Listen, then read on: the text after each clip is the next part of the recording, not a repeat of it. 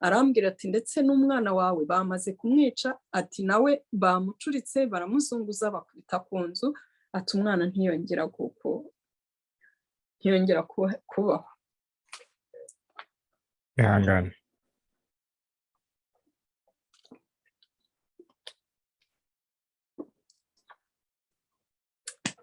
Yongeza ndavuga ngo yataba Imana, buri muhutu bari bakwiye kumuca nk'ukuboko kugira ngo ayo bacishije abantu batazongera gusubira ibi bintu. ihangane. Bajye bakunda perezida ahubwo kurusha uko tumukunda kuko yabagiriye impuhwe, ariko ibyo bakoze barabikoze. Nuko menya ko umwana yapfuye na ba bandi mbimenya gutyo. Umusaza yaragiye, ngira ngo nyine agiye guhitamo urupfu anyicisha. Sigara nsenga ndavuga nti Mana, unkize ibyaha byose nakoze, umbabarire, unjyane mu ijuru.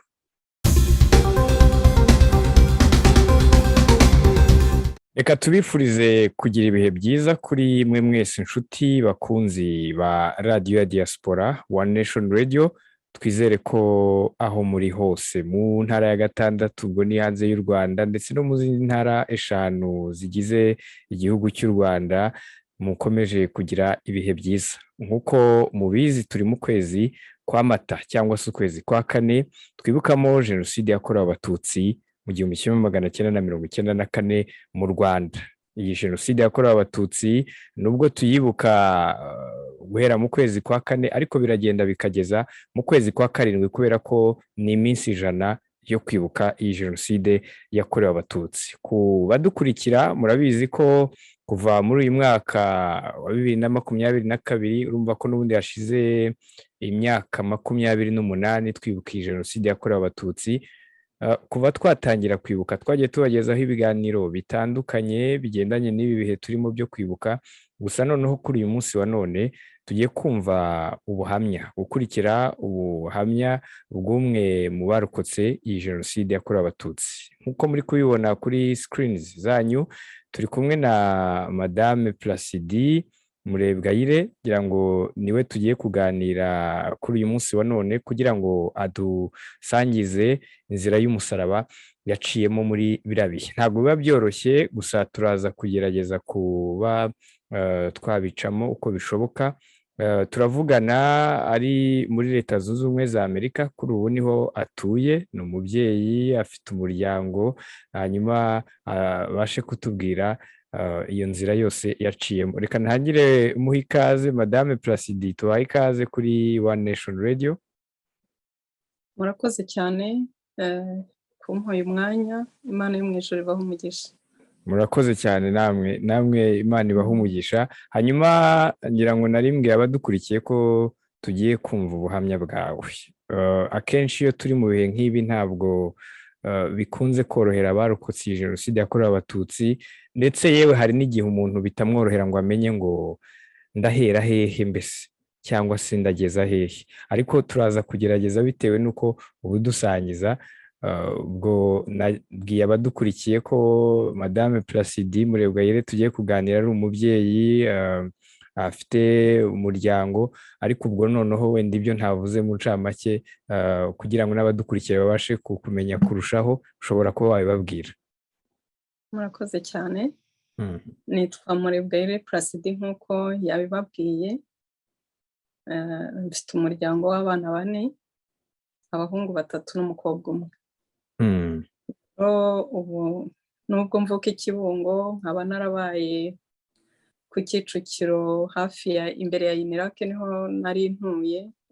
Igikurikiyeho ni uko ubu ntuye muri Leta Zunze Ubumwe ahitwa muri Kentucky, ni hafi ya Indiana, ni hafi ya Ohio, ni hafi ya Columbus. Jenoside rero yakorewe Abatutsi yangezeho nk'umunyarwanda wese wabyitiriwe, sinzi umuntu wazanye amoko uwo ari we. Nanjye nashidutse ndi mu bahigwa. Jenoside ijya kuba njya mvuga ngo ngewe nayitangiye ndi umwana kuko nabayeho ntarerwa n'ababyeyi banjye.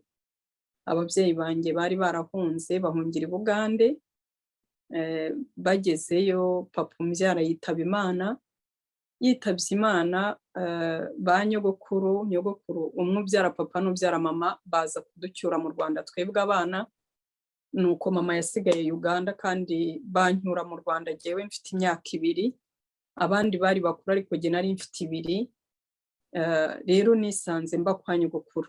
Aho hantu rero ni urugendo rwose rw'ingaruka zo kwitwa umututsi nizo mpereyeho kugira ngo mbone uko ntangira jenoside. Ubwo rero izo ngaruka zambereye mbi cyane, hanyuma nyogokuru yitaba Imana ndimuka njya kwa tante mvayo nza muri za Kigali, ngeze i Kigali rero niho ariko uko umuntu yari ari icyo gihe nabwo yaratotezwaga muri za primaire baduhagurutsa ngo abatutsi nibahaguruke abahutu nibahaguruke, ubwo abana inzangano zikaba ziravutse. Nihuse rero nkagera muri 1994, mbere yaho gatoya habayeho itotezwa ry'imvururu ry'amashyaka, noneho n'ubundi umuntu wese witwa umututsi cyangwa ugaragara nkawe yaramburwaga mu nzira, nta gaciro wari ufite, cyane cyane abadamu batwamburaga amasakoshi bakatwambura ibitenge mu muhanda. Tubonye rero izo mvururu ari nyinshi cyane muri Kigali, ari nyinshi cyane ariko biteye ubwoba, nibwo jyewe nahisemo kujya mu cyaro ahitwa i Nyanza ya Butare. Kujya i Nyanza ya Butare nagiye mfite umwana mutoya w'amezi 11. Ndibuka ko wadukurikiye, reka tubabwire ko kuri ubu Nyanza ya Butare ubu ni mu majyepfo.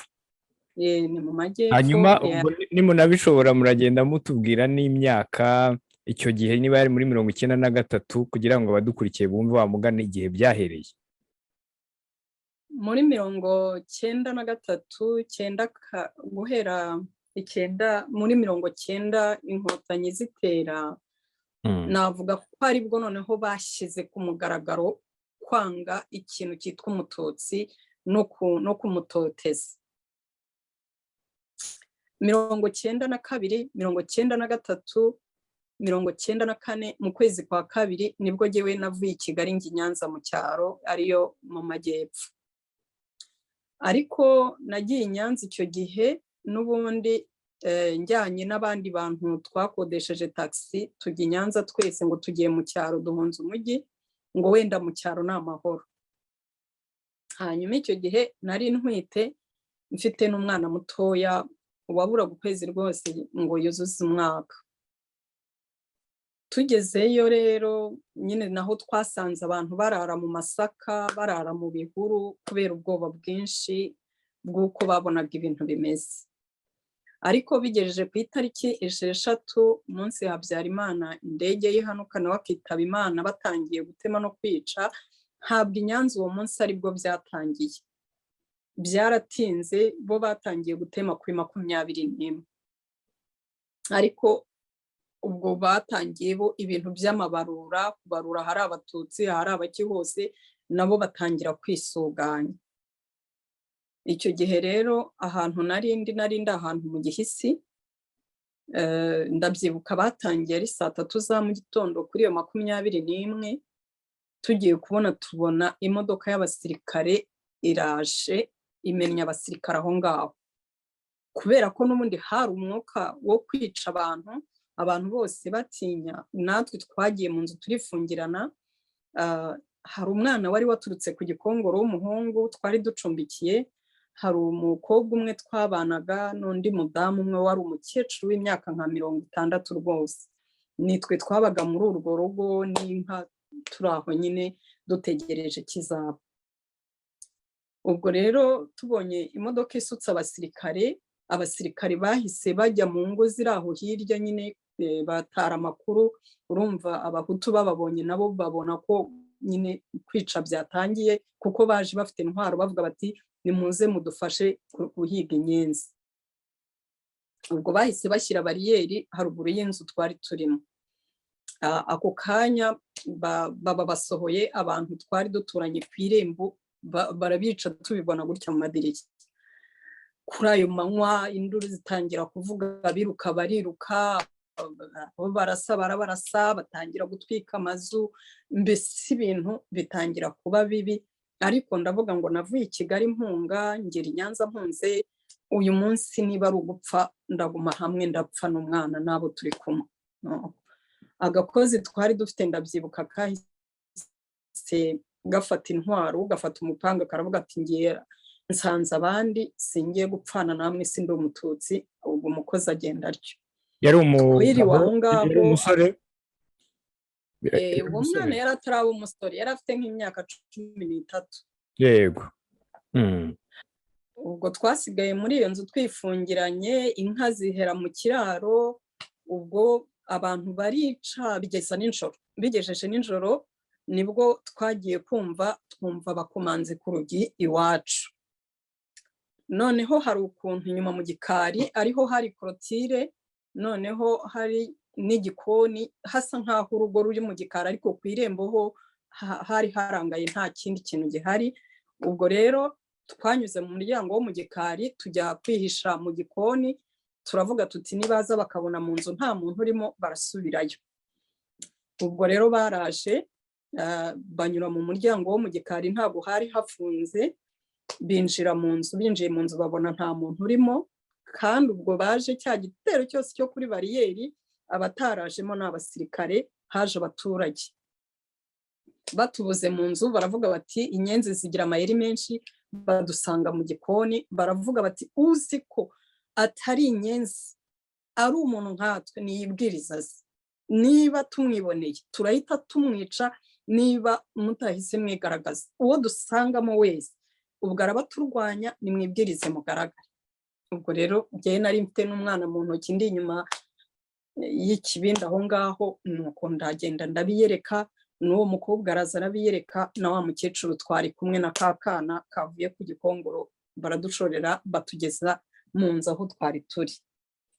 tuhageze nabonye bafite intwaro zose zishoboka, bari bafite imipanga, bafite impiri, bafite inkota, bari bafite ikintu cyose cyica mu ntoki zabo. ubwo mwahita avuga ati uyu mugore yavuye i Kigali naduha amafaranga. mu by'ukuri nta n'amafaranga nari mfite usibye 5,000 nibyo namuhaye, nabyo byari bivunja ari inote z'5,000. noneho nyamuhaye, shefu wabo aramubwira ngo sinyamuhe, arongera arayansubiza ngo nzagurira umwana isukari, numva badufitiye nk'impuhwe niko navuga. aravuga ati aba ni abagore nta kintu bari buturwanyeho, nimufate matoro abasirikare badutumye tugende, ntagire ikintu mukora muri ino nzu. ubwo bafashe matora zose twararagaho nk'eshatu zari muri iyo nzu, baragenda n'uburingiti turongera turakinga.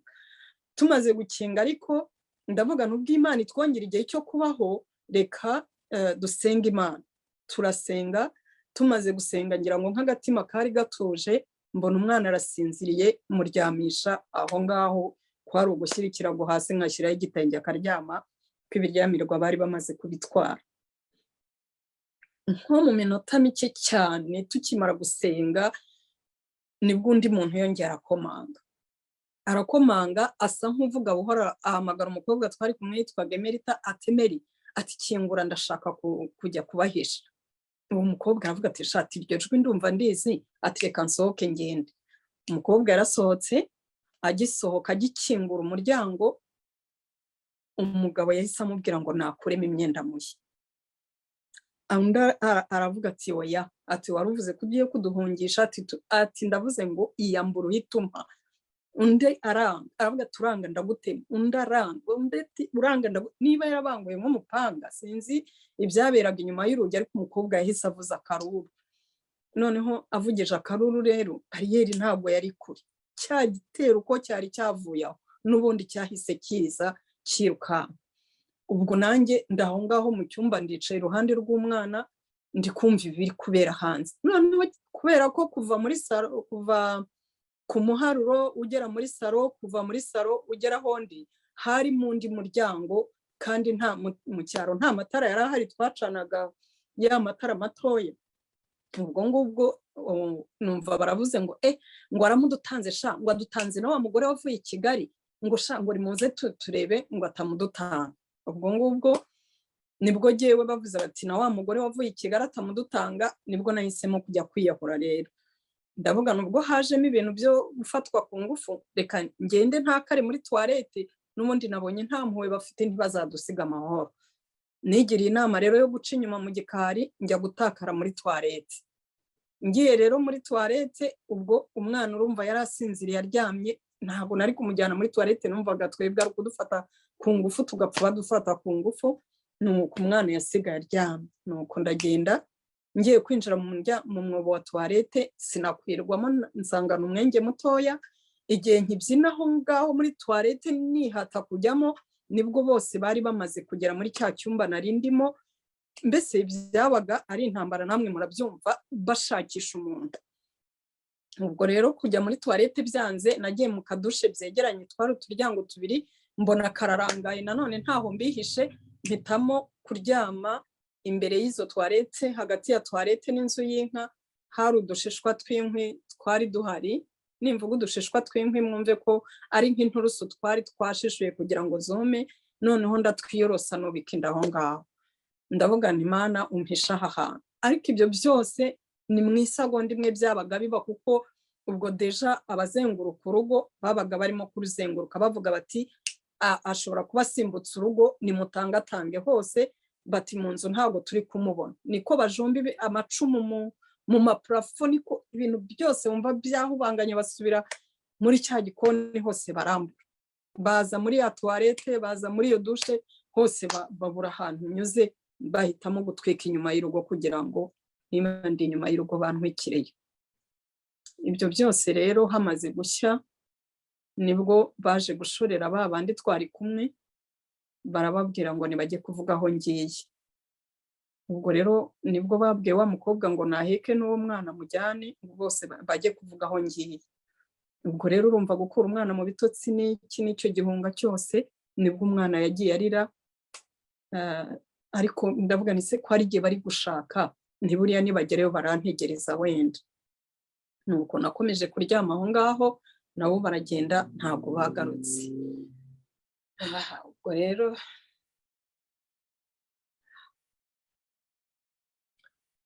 aho hantu niho naraye, bigejeje nko mu masaa 10 cyangwa se sinzi amasaha, ariko hari mu gicuku. Nibwo navuye aho ngaho muri utwo dushishwa hagati y'inkwi n'utwo tuzo twa toilette, ninjira noneho mu nzu y'inka nyirizina, njyama muri ayo mase niyorosa icyarire cy'inka cyari gihari. Hanyuma baraza barasahura inzu, barayeza, barongera barashakisha inzu, barayeza ahantu hose, urumva ko batwitse, barambura baragenda. Bamaze kugenda rero narayemo aho ngaho kugeza mu gitondo, kugeza mu masaha ya 5 zo ku manywa ku wundi munsi. Noneho na yanda nari mfite no guhumeka n'inzara, ndavuga nti iyi nda niva mu jyenyine ndabigenza gute. Nagiye kubona rero mbona wa mwana twari ducumbikiye waje ahunga ava ku gikongoro, yicaye kuri esikariye zireba mu gikari. Ndamuhamagara, ndamurangira urugo ari bujye kubwira ko nkihari. Ahantu hitwa kwa Serukabuza. Uwo musaza narabonye akomeza kudufata neza, twitaho muri iyo minsi y'ubwoba. Ndamubwira ngo nagenda babwire ko mpari. Uwo mwana rero yaragiye asanga uwo musaza arahari koko, aramubwira ati hariya hari umudamu ubashaka. Nuko uwo musaza rero nawe we yari yabonye urupfu abo bantu bapfuye, niko yambwiye, ntabwo yaje ahubwo yohereje umuhungu we. Ayo masaha ya 5 ku manywa, hagati ya 5 na 6 babaga bananiwe akwica, bagiye kubaga inka basahuye. Ubwo ngo bari bagiye kubaga, niyo mpamvu numvise nta kintu kivuga mbatumaho. Uwo muhungu yaraje ansanga aho mu nzu y'inka. Inzu y'inka urabizi ntibinasakaye, ntibigize te. Ampa igikofero cye, ampa n'igikote, arambwira ati jya imbere tugende. Ubwo sinzi naho yaranjyanye, arambwira ati jya imbere tugende. Ubwo ndamukurikira. Ubwo twanyuze mu masaka gutyo turagenda, mbona ngeze iwabo ntabwo hari kure. Ubwo bahita banshyira muri parafo y'inzu yabo. Banshyize muri parafo, bari bafite umuhungu urimo kugendana n'interahamwe cyane, araza arababwira ati niba hari umuntu mwahishe muri purafo bari guhigisha amacumu kandi nibamubona baratwica twese. ubwo papa we ntiyagira icyo amubwira, amubwira turakoze. ubwo yahise agenda. papa we noneho ubwo bimaze kugera nka nimugoroba, ndi kwihuta, bimaze kugera nimugoroba uwo musaza anyimura muri iyo purafo ankuramo anjyana ahantu mu rutoki. angejeje mu rutoki nabwo antemaguriraho ibintu byinshi cyane, arimo ampisha ngo ni mu miringoti, kera ndumva ariko twabyitaga. noneho asubirayo. asubiyeyo nanone nko nk'isaha imwe nanone numva barimo baravuga ngo barimo barahigisha imbwa. nanone abantu baramubwira ati muzehe, hari abantu barimo kubura, turimo kwica abandi tukababura. niba hari umuntu wahishe mu rutoki rwawe bakamubona barimo guhigisha imbwa, umenye yuko bakwicana n'umuryango wawe. muri icyo gicuku rero nibwo nanone yaje ankuramo, noneho anjyana kwa mama we. mama we imiharuro yari iteganye, yari umukecuru ariko ugikomeye. nibwo bangejeje kwa mama we, nabwo banjyana muri purafo yiwe. ndibuka ko nasanzemo akana k'agahungu kakambwira kati iwacu babishe bose, kati ni njye nsigaye. ndakabwira ntihangane, ntiwenda Imana iraturinda. ariko uwo mukecuru atubana ibamba, aravuga ati abo bantu mukomeza kuzana hano sinshobora kubyihanganira, nimutaha bakura ndavuze induru. uwo mwana akaba yari afite nyirasenge ngo washatse umuhutu. umwana ubwo baramushorera bamujyana kwa nyirasenge. noneho umusaza ngejeje aho ko nyina yari amuzi yakomeje gusakuza, we yaragiye acukura umwobo mu nzu y'inkazi. yari afite inzu yo mu gikari, noneho acukuramo umwobo nk'ugiye gutara inzoga, nk'uwaryamishamo umuvure. noneho arangije ashyiraho umusambi, asatagura umuvure. muri icyo gicuku araza ankura ko uwo mukecuru arongera arantwara. ubwo rero nagiye kubona mbona anyujije mu nzu yo hagati, mbona tugeze mu gikari. arambwira ati ryama hano, ntuzicwa n'inzara kandi nta nubwo uzahaga. ubwo nuko yanshyize muri uwo mwobo wo mu nzu yo mu gikari, atambikaho utwo duti. arangije asasa ibyatsi ku ruhande, azanamo inyana kugira ngo uzajya ahagera ajye abona ko harimo inyana. aho hantu rero niho namaze iminsi 40, ukwezi n'iminsi 10, ntunzwe n'ikijumba. rimwe na rimwe bakampa n'utuzi mu gakombe, ariko ikijumba cyo bakimpaga nimugoroba, hanyuma utuzi natwo bakatumpa nka mu gitondo. ubwo rero aho ngaho navuga ngo niho namenyeye n'Imana, niho namenyeye rya jambo riri muri Zaburi ya 23 rivuga ngo naho nanyura mu gikombe cy'igicucu cy'urupfu ngo mba ndi kumwe nayo. ngo inshyimbo yawe ngo nimpumuriza. n'ayo magambo nibukaga ko nari umukatolika icyo gihe. umusaza rero mbana aho ngaho, mbaho ngaho, ntavamo, ntagira gute. niba nshatse ibyoroshye naho ngaho ndahinamirana, ndagenda nibera wa muntu ushaje w'imyaka nka 90. niho narwariyemo inda, narwariyemo imbaragasa, ariko sinzi icyo navuga. barakoze cyakoze.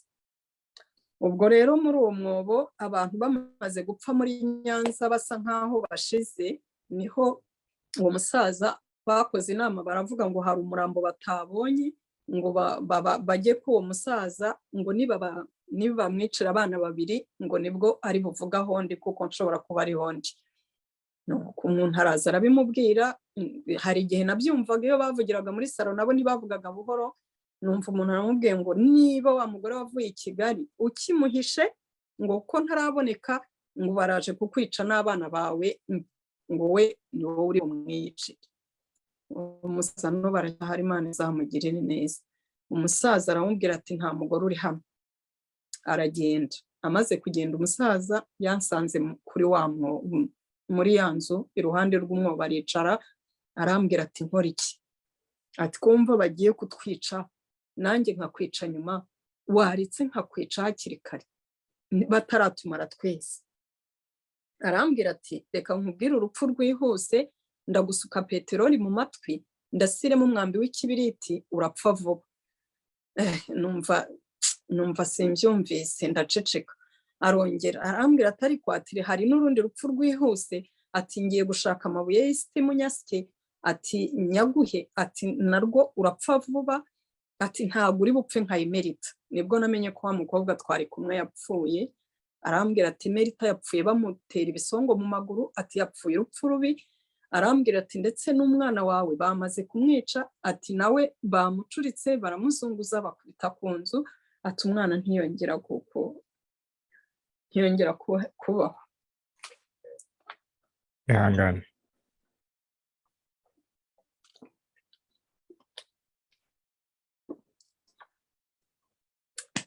Yongeza ndavuga ngo yataba Imana, buri muhutu bari bakwiye kumuca nk'ukuboko kugira ngo ayo bacishije abantu batazongera gusubira ibi bintu. ihangane. Bajya bakunda perezida ahubwo kurusha uko tumukunda, kuko yabagiriye impuhwe, ariko ibyo bakoze barabikoze. ni uko menya ko umwana yapfuye na ba bandi mbimenya gutyo. Umusaza yaragiye,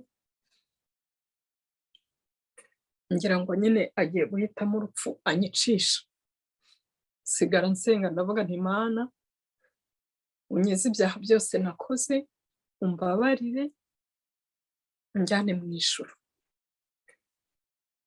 Ubwo bimaze kugera mu gicuku, uwo musaza yaraje, numva arimo arakuraho ibiti, nyine nitegura ko agiye kunyicira.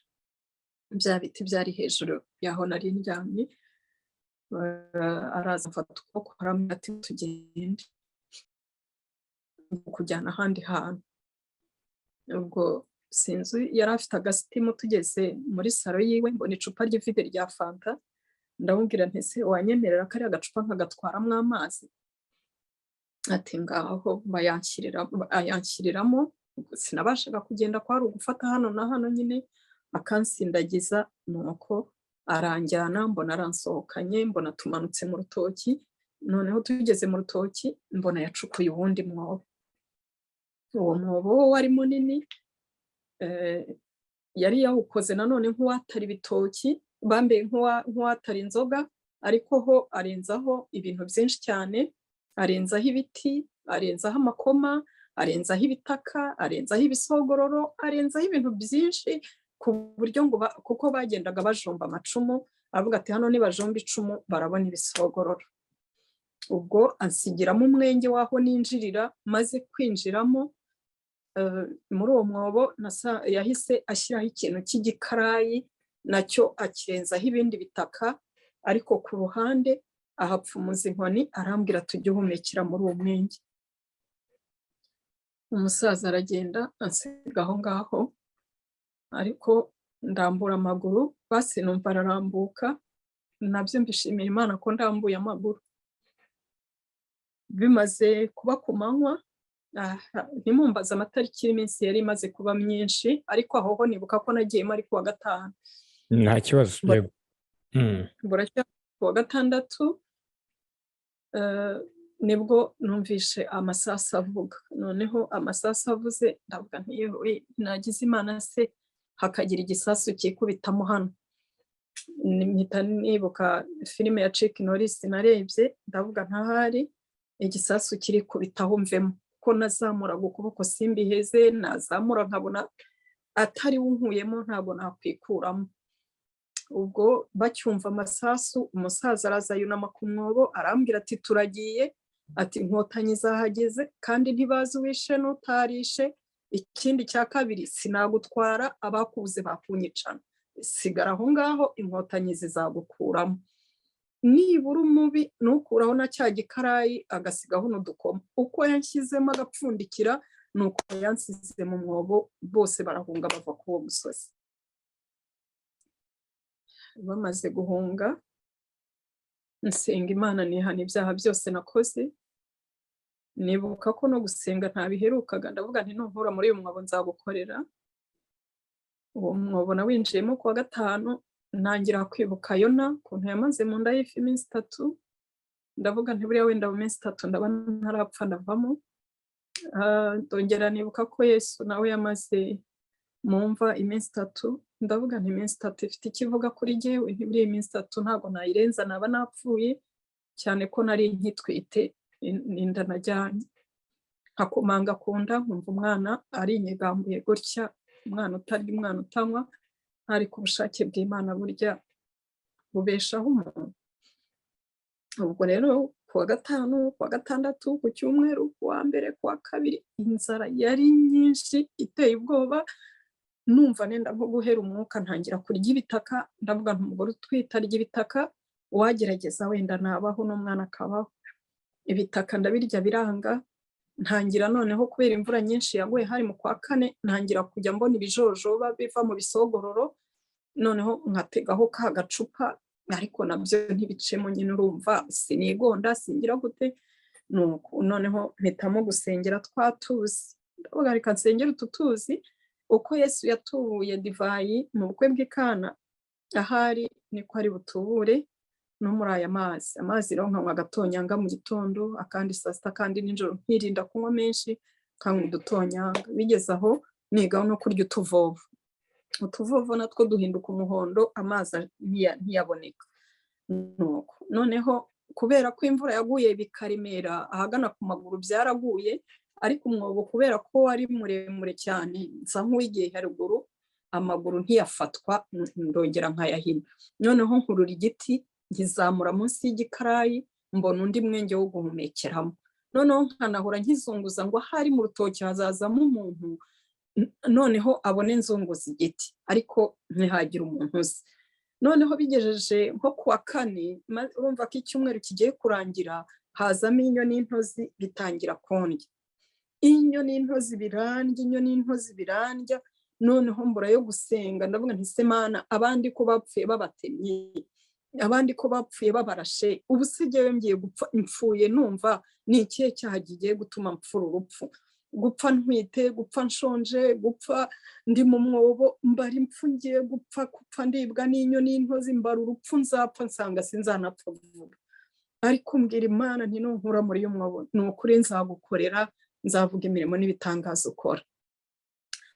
Namaze gusenga ngiye kumva, numva umuntu aje mu rutoki, numva arimo arivugisha aratema urukoma. Noneho kubera ko nari niriwe nshakisha uburyo nava muri uwo mwobo, nciye munsi y'igikarayi byanze, nsa nk'uzamuye umunwa ndahamagara, ariko numva ni wa mukecuru, nyina wa mugabo wampishe, kandi uwo mukecuru akaba ari we wari waratwirukanye iwe mu rugo. Ndangije aba ari uza hafi aho, aba ari we mpamagara. Umukecuru yaraje arahagera, yegera umwobo arambaza turinde, ndamwibwira kuko aho nari narashatse icyo gihe yari ahazi. Aravuga ati ni wowe? Ati inkotanyi zaje none urimo uravuga? Ubwo yafashe ibyo yari afite byose, arongera arasiba, ariko azenguruka wa mwobo ngo ahari n'aharakuka karangira. Amaze gusiba kubitaho isuka, ati pfu, hagenda. Ubwo kandi nari musabye amazi yo kunywa. Umukecuru abaragiye. Umukecuru amaze kugenda, ndavuga nti noneho Mana, urupfu ndarwemeye, birarangiye, ariko ntindakwibutsa ikanzu nigeze guha umuntu urwaye uburwayi bwo mu mutwe. Yari umugore ugenda yambaye ubusa, nari imfubyi, ariko niyambura ikanzu nari nambaye ngeze mu rugo, ndayimushyira, mbona arayemeye arayambaye, nuko uwo mudamu ntiyongera kwambara. Nicyo gikorwa nibukije Imana, ndavuga nti Mana, mbabarira wibuke ikanzu nahaye uriya muntu, mbabarira wibuke impunzi zari Nyacyonga nagaburiye, nibutse Imana nibura imirimo myiza naba narakoze, ntinyongere igihe cyo kubaho nzagukorera. Ubwo nasenza ya nyuma, nyine nsa nkuryamye neza ntegereza gupfa, ni kwa kundi nakomanga kunda nkumvira cyariho. Ubwo hashize umwanya rwose nkaho nagapfuye, kuko mu mwobo umwuka wari umaze kubura burundu, numva ntumekera hejuru. Nibwo nagiye kumva numva umuntu arimo asibura mpamagara, noneho bigeze aho ndavuga nti ese uranyumva? Ariko nkavuga nti niba ari n'interahamwe, ndayinginga impa amazi yo kunywa mbone gupfa. Ubwo rero nasanze ari umwana wa wa mugabo wampishe, baragiye bageze mu nzira, we asubira inyuma aravuga ati hari umuntu twahishe mu mwobo iwacu ntabwo azamenya uko byagenze. Uwo mwana rero bakomeje ku Gikongoro wagaruka iwabo, ariko andebeye muri wa mwobo wo mu nzu ntiyambona, aravuga ati ubwo baramujyanye baramwica. Ubwo rero nibwo yagiye kubona abona nyirakuru aje yitotomba ngo hari umuntu urimo guhamagara Inkotanyi. Uwo mwana rero niwe waje ankura muri uwo mwobo nari mazemo ikindi cyumweru. Mu by'ukuri umwobo nawo umazemo iminsi 45. Nkimara kuva muri uwo mwobo naramubwiye nti nzanira umukecuru. Ndamubwira nti mukecuru, utaransaba n'imbabazi niba nta nizo ukeneye, jyewe ndakubabariye. Aho mvuye ndahazi, urupfu mvuyemo ndaruzi, Imana ikubabarire, nanjye ndakubabariye, ngaho nshakira amazi nkarabe. Umukecuru twiyunga gutyo, umwobo muvamo gutyo. Umwana nabyaye ni muzima. Icyo nshimira Imana nuko nongeye nkagaruka iwanjye i Kigali, hanyuma ndongera mbyara abandi bana. Nibwo nababwiye ko mfite abahungu 3 n'umukobwa umwe. Ikindi nuko nakijijwe, ikindi nuko nashoboye gufasha imfubyi nyinshi, kandi n'ubu ngubu sindabireka, ndacyazifasha. Rero sinzi niba hari ikindi kibazo mwambaza, ariko muri jenoside nabuze basaza banjye 3, harimo witwa Medali Rwabukumba, harimo Nyumbayire Karaveri, harimo famiye yanjye ya tante kwa Burakari Celestin na Ngera, n'ababyara banjye ni benshi cyane bapfuye muri jenoside murabizi.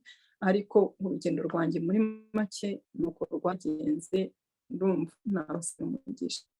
Yego, urakoze cyane Madame Placide, kandi wihangane cyane, ukomere. Ngira ngo ni ubuhamya bukomeye, kandi nzi ko wenda n'abadukurikiye muri kino kiganiro nabo nzi ko babyumvana uburemere buryo bitari byoroshye. Ariko noneho umuntu nanone yakwibaza ngo nyuma uvuye muri wa mwobo, wa mukecuru muriyunze, ariko jenoside yaje kurangira ryari? Icyo gihe byagenze bite uko wasubiye i Kigali, wenda mu ncamake? Icyo gihe mvuye mu mwobo, murakoze, nahuye n'Inkotanyi. Yego. Nizo zadufashije, zidushakira amazu yo kubamo, bakatuzanira n'ibiryo n'abandi bantu bagiye barokoka. Nyuma baje kudutwara batunyuza ahantu bita Imuyira. Ndabyibuka ko twageze ni Gako, ndabyibuka ko twavuye Gako tunyura Zaza, dutunguka Ikibungo, twavuye aho hose. Rero jenoside Inkotanyi zagendaga zitsinda, navuga ngo abantu basubira aho mbese babashyira ahantu bashobora kubarindira. Ngeze Ikibungo nahuye na mubyara wanjye, nubwo nari ndwaye imeze nabi, ariko navuga ngo Ikibungo niho navuriwe. Noneho babasha kuntera amaserumu, babasha kumvura, nahavuye mbasha kugenda, ubundi sinagendaga. Noneho tuvuye Ikibungo twaje hari Kabuga. Kabuga rero twahageze na Kigali yaramaze gufatwa. Yego. Ubwo rero Kigali imaze gufatwa, twasanze hariya iwacu imbere ya Inirake ntabwo amazu bari barayashenye. Twe twahise twinjira mu rugo gutyo, hanyuma umwana wanjye avuka mu kwa 8 hariya Faisal, ari umuhungu. Yego, Imana ishimwe. Hanyuma ngira ngo uyu munsi turiho muri uyu mwaka turi kwibuka ku nshuro ya 28. Hari abantu bamwe batarabasha kubasha gutera intambwe ngo bababarire. Nawe ngira ngo wigeze kubikomozaho, ngira ngo ariko wenda kimwe no mu byagufashije nuko ari umukristo, ndetse wenda n'iki gihe, ariko we wabashije kubabarira, niyo warabibashije, wabibashije ute ko bitari ibintu, ko atari ibintu byoroshye? Kubabarira ntabwo ari ibintu byoroshye, cyane cyane kubabarira utagusabye imbabazi. Ikindi kintu kijya kigorana ni uko akenshi twigisha kubabarira, ariko ntitwigishe n'abasaba imbabazi kuzisaba. Ariko burya navuga ngo ni imbaraga z'Imana n'ubuntu Imana ibikugiriye, kubera ko kutababarira ni nko kugenda wikoreye ibuye buri munsi, ibuye ritakuvaho, n'undi musaraba. Iyo ugiriwe ubuntu bwo kubabarira, ni nko gutura wa muzigo wari wikoreye ukawikoreza nyirawo. Rero navuga ngo kubabarira ni izindi mbaraga nziza duhabwa n'Imana. rero ku muntu utababarira ni ibindi byago byinshi cyane byo kumutera n'indwara ahubwo atanakira, kubera ko iyo udagira ubuntu ngo ubabarire uhora utekereza wa muntu wakugiriye nabi, uko umutekereza niko arimo kongera kukwicira ubwonko n'ubuzima, ariko iyo wababariye uraruhuka ukumva wa mutwaro uhaye Imana, ukavuga uti Mana uyu muntu wampemukiye ndamuguhaye umugenzi uko ushaka, ni wowe mucamanza, ni wowe uzi iherezo rye n'itangira rye, ariko njyewe ndamubabariye kuko niba twarageze no muri Kiliziya Gatulika umuntu atarakizwa, n'iyo umaze gukizwa turi mu gihe cya Pasika, Yesu yaravuze ngo ubababarire kuko batazi ibyo bakora, kuko ntabwo wakwiyumvisha ukuntu umuntu yicaga uruhinja rutavuga akica umukecuru utavuga, wenda umusore we yari kurwana, ariko ukabaga umugore utwite, uwo muntu mu byo n'ubu mbikubwira, uwanyiciye umwana duturanye hano muri Amerika, ari ahantu bita muri Dayton, ndanahazi rwose, ntabwo ari ibintu biri kure cyane, nakabaye mushakisha nkavuga ni uyu muntu nafatwa, ariko uwo ni uwundi musaraba wo kugira ngo ahubwo aho kugira ngo ibyo twabihariye leta n'izabishakira, ariko aho kugira ngo mbone uko ntungabona byayo ni uko mbabarira. Rero icyo nabwira abantu batarababarira navuga ngo bakore amasengesho Imana ibaha imbaraga, kuko ntabwo byoroshye kubabarira umuntu wagutemaguye horife, ntabwo byoroshye kubabarira abantu bagufashe ku ngufu barenga 30, ariko niba Yesu yarababariye abamubambye ku musaraba, natwe twihangane tubabarire kugira ngo dukire imitima. Murakoze. Yego, hanyuma warutubwiye uwo muntu wakwiciye umwana ntabwo yabashije wenda kuba yaburanishwa ngo afatwe, na n'ubu ubwo ni ukuvuga ko imyaka 28 ishize akiri, ngo nabyita nko guhunga cyangwa akihishahisha. Yego. Ntabwo ari ibintu byoroshye. Hanyuma uyu munsi insanganyamatsiko turiho, iyo twibuka ni twibuke twiyubaka, nk'umuntu waciye muri ibyo bihe iminsi 45 mu mwobo, umwana wawe baramwishe, uhuye n'ibyo bihe byose, iyo nzira yose y'umusaraba, ariko uyu munsi tuvuganira umubyeyi ufite umuryango, warongeye uriyubaka.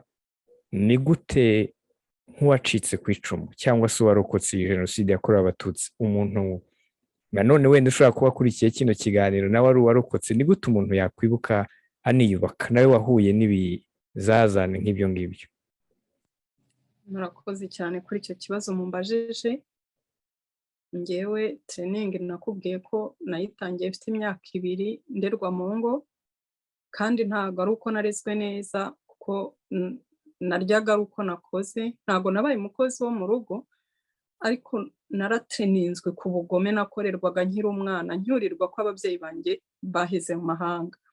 Nyuma ya Jenoside rero maze gupfusha medali, navuga ngo uwo musaza wanjye nakurikiraga ni nkaho ari we wari umubyeyi wanjye ndera, yaramaze gupfa, n'imfura yacu yapfuye, mu by'ukuri ubuzima bwari buhagaze, ariko hari ijambo nyakubahwa Perezida wa Repubulika y'u Rwanda yavuze ati muharanire kwigira.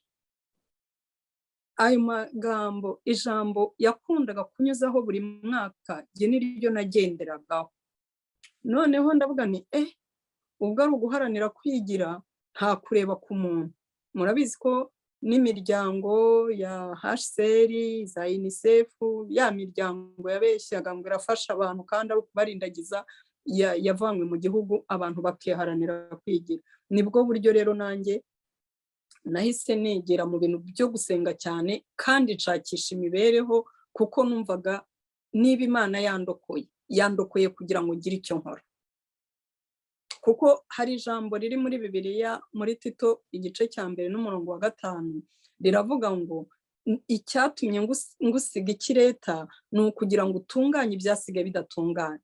Icya mbere cyo mu rugo iwanjye hahise haza abana barenga 5 ngomba kurera, kandi nanjye nubwo nari nashatse kare ntabwo nari mukuru pe, Jenoside yarangiye ntari mukuru pe, ariko nahise mfata responsabilité zindusha imbaraga, ariko mbonye ko mfite amaboko n'amaguru mparanira gufasha abandi, kandi iyo ufasha abandi nawe Imana iragufasha. Rero nagize umutima wo gufasha kandi ngira n'umutima usenga, noneho nshyira amaboko hasi nshakisha uko nateza imbere abanjye bose n'abandi bose bababaye. Yego, urakoze cyane. Hanyuma Madame Placide, uyu munsi haracyari abantu nyuma y'imyaka 28 naho uri muri Amerika barahari, nubwo atari benshi cyane muri rusange, ariko baracyahari bagipfobya bakanakana jenoside yakorewe abatutsi.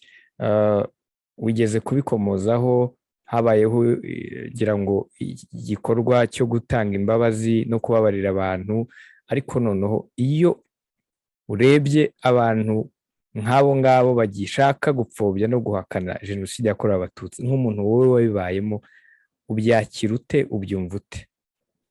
Message wabaha ni iyi?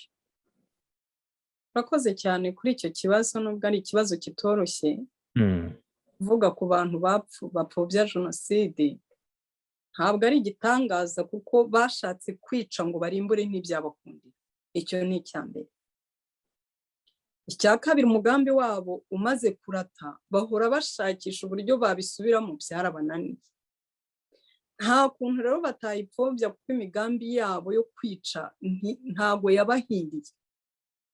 Rero abo bantu ntavuga ngo ni ukubasabira ku Mana, ko nabo ntibazi ibyo barimo. Barapfobya jenoside, se jenoside yabaye ku mugaragaro. Ikibazo mbajije kirakomeye, ndumva nyiburiye nk'igisubizo, ariko abantu bapfobya jenoside, icya mbere cyo ni abantu bafite ikimwaro cyo kutagaruka mu gihugu. Abo bantu bafite ikimwaro cyo kutagaruka mu gihugu barashakisha izindi nzira zasiga icyaha ku gihugu cyacu. Kandi igihugu cyacu ni igihugu kimaze gutera imbere, kiyubatse mu buryo bugaragara, kandi n'abakirimo nabo bariyubaka ku buryo bugaragara.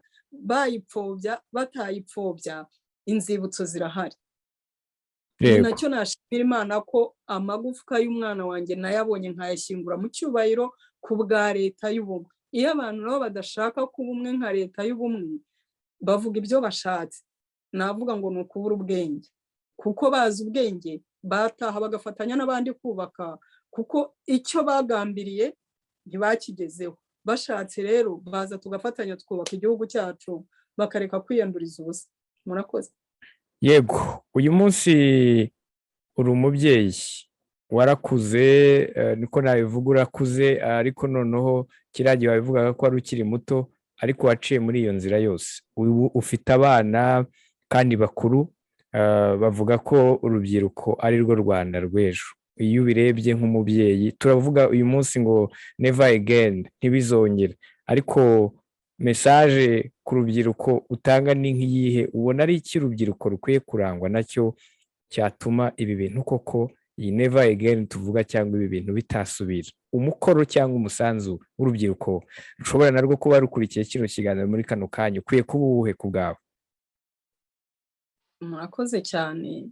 Urubyiruko navuga ngo rwirinde social media, kuko irabeshya.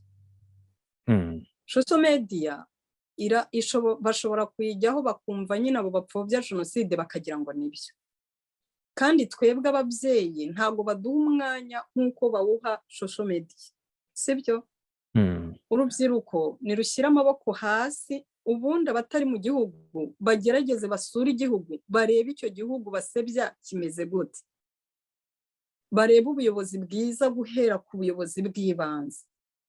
Rero urubyiruko ruri muri social media, kandi social media irabeshya. Ngewe navuga ngo bakurikirane ijambo ry'umukuru w'igihugu, bakurikirane inzego z'ibanze, ubundi bashyira amaboko hasi, bakorera igihugu, bave mu matiku, kuko amatiku arasenya ntiyubaka. Rero ibintu by'urubyiruko rwihaye ngo cyane cyane noneho abari abantu twavuye nko muri Afurika turi hano, umvugisha abana rimwe na rimwe, ariko navuga abadakijijwe wenda kumva baravuze ngo ababyeyi bo muri Afurika, babisaba ngo ni ababyeyi bo muri Afurika. Bivuga ngo hari ibyo bumva ahandi, ariko aho kumva byinshi ngewe nakwirebera. Rero urubyiruko nirushyira amaboko hasi, ruve muri social media, rugerageze gukora no kwiteza imbere no gukorera igihugu, ndumva ari wo musanzu naho urubyiruko. Yego, hari benshi cyo kimwe nkawe muri ibi bihe biba bitaboroheye badukurikiye. Reka dusoreze ku butumwa waha munyarwanda muri kano kanya, by'umwihariko warokotse iyi jenoside yakorewe abatutsi mu bihe nk'ibi turimo. Message wabaha tugana ku musozo ni iyihe? Ariko kandi nawe tukwihanganishe kandi ukomeze ukomere cyane.